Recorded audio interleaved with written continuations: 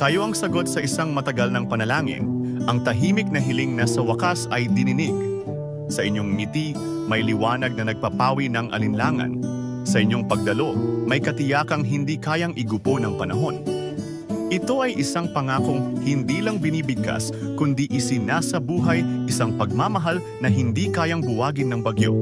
Isang panatang mananatili kahit dumaan ang unos. Sa bawat pagdududa, sa bawat pagsubok, kayo ang pinanghahawakan, ang pinipili, at ang patuloy na mamahalin. Sa mundong puno ng pagbabago, isang bagay ang mananatiling totoo. May isang pusong handang kumapit, handang lumaban, at handang manatili ngayon, bukas at sa lahat ng bukas na darating.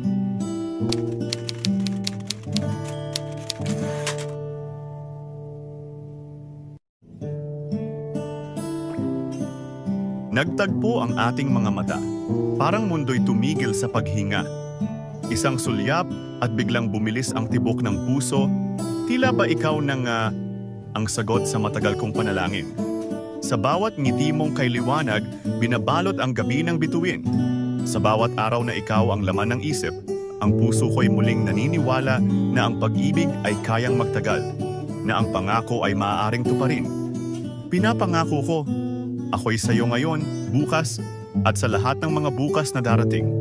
Hindi kita bibitawan, hindi kita iiwan, kahit pa dumaan ang bagyo, kahit pa hamunin ng unos ang pundasyon ng ating pangarap.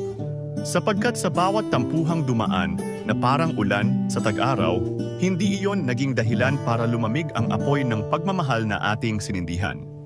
Kahit biro ng tadhana, ikaw at ako hindi natin hahayaang mapunit ng oras o lumbay. Hawak ko ang iyong mga kamay at sa mga titig mong bumabalot sa aking kaluluwa, nais kong ipaalala, ako ay sayo, ngayon at kailanman, walang duda, walang takot, walang pangambang maglaho. Dahil ang pagmamahal ko'y higit pa sa salitang sinasambit, ito ay panata habang buhay.